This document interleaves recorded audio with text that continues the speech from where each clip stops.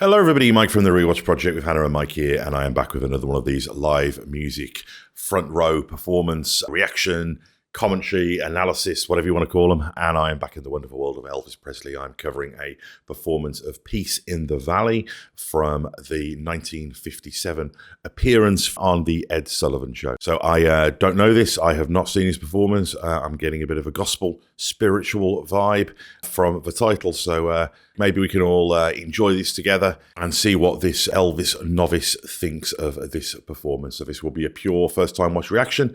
Let's see whether I like it or not. But before we do that, quick reminder that I do pause the videos, I do talk over them, although I do notice that this is a very short song. It's only 1 minute and 40 seconds long or something like that. So I may actually watch it all the way through uninterrupted and then go back and provide some thoughts and commentary after the fact.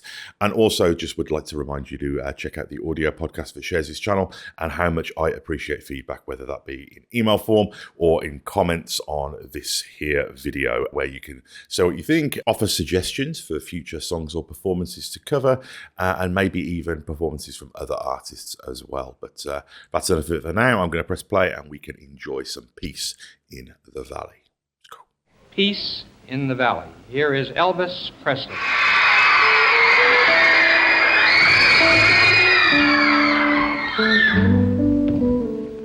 Well, I'm tired and so weary, but I must go along till the Lord comes and calls me away. Well, the morning's so bright, and the lamb is a light, and the night is as black as the sea. Oh, yes, there will be peace in the valley for me someday. There will be peace in the valley for me. Oh Lord, I pray there'll be no sadness, no sorrow, oh my Lord, no trouble I see. There will be peace in the valley for me.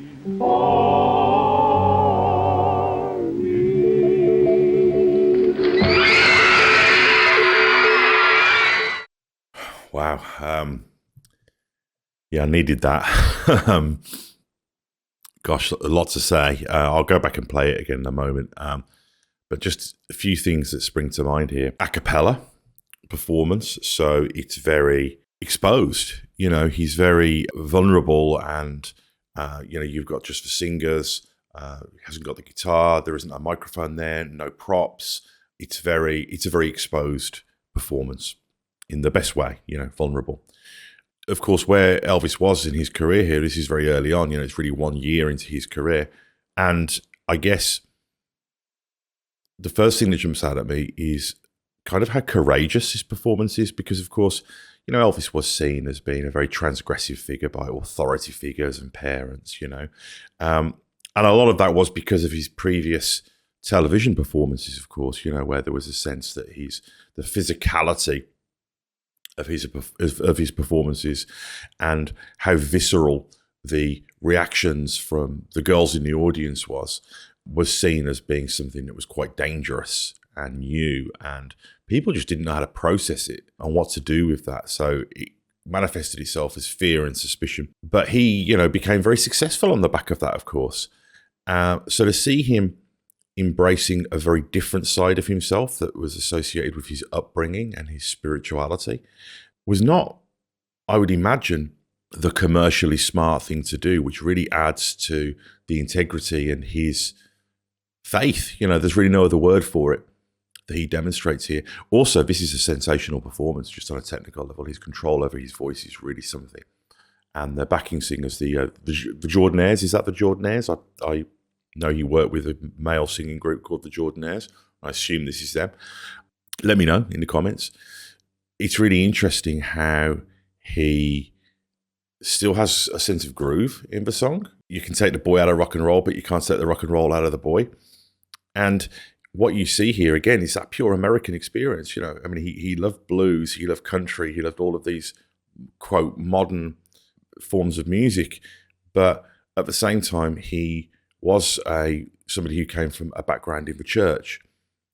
So he represented all of America. You know, there's nothing political here. It's very much about this collective experience. It's about us, you know, is how it must have felt in America at the time. Obviously, I'm not American, but so I think that to see that is that lack of division and that celebration of togetherness and this feeling of collective experience and this melting pot that he represented musically, and how, you know, he's showing where he comes from by doing this is really something.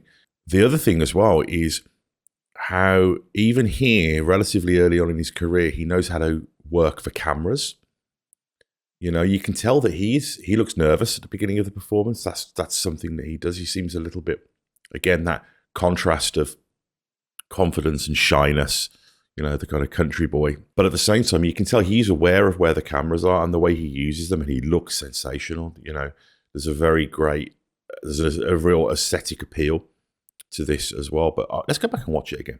Peace in the Valley. Here is Elvis Ed Sullivan. Presley. I was thinking of him from the Doors movie. See, he looks so nervous. Well, I'm tired. Now he's focused. I'm so weary, but I must go along till the Lord comes and calls. Oh, he's looking around, including bringing the whole audience in. Oh, yes. Well, the morning's so bright, and the lamp Iconic. is alight, and the night is as black as the sea. Oh, yes. Looking ahead, great There performance. will be peace And that groove. in the valley for me someday. There will be peace in the valley for me. And the fact that he's looking off, and I talked before about how some of his songs have a pleading tone, but this is different. Here, there's a sense of certitude. He's certain. You know, he knows that peace will come, that he will go to this place. You know, there's a confidence in that. And you can really see that echoed not only in his voice, but again in how he uses the camera and how he uses himself and his physicality in the performance. Really reinforces what the words. Oh Lord, I pray there'll be no sadness, no sorrow, oh my Lord, no trouble I see. There will be peace in the valley for me,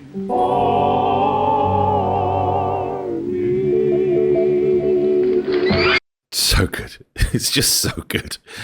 You know, and considering that really he was the first, you know, pop star in the way that we think about it today, it's all there. It's all there. The complexity of what he's doing and the fact that he chose, for whatever reason, I don't know whether it was just he wanted people to see where the music came from. He wanted to tell them something about his upbringing, or he was just doing it for his mum. I don't know. You know, there's a real feeling that he's making a stand by doing this. And you've really got to admire the courage of that. And also, just what an incredible piece of popular culture history this is that we're seeing here. So yeah, that's really something. So tell me what to cover next. Likes and subscribes, comments are really, really encouraged. And I look forward to talking to you all out there on the comments page and seeing what I should talk about next. Also, do check out the other content on this channel, including the Rewatch Project with Hannah and Mike, the podcast I do with my wife, where we go and rewatch some of our favourite cult TV shows, as well as the other film, TV, and music-related pop cultural goodness that shares this channel. So I will see you soon. Goodbye.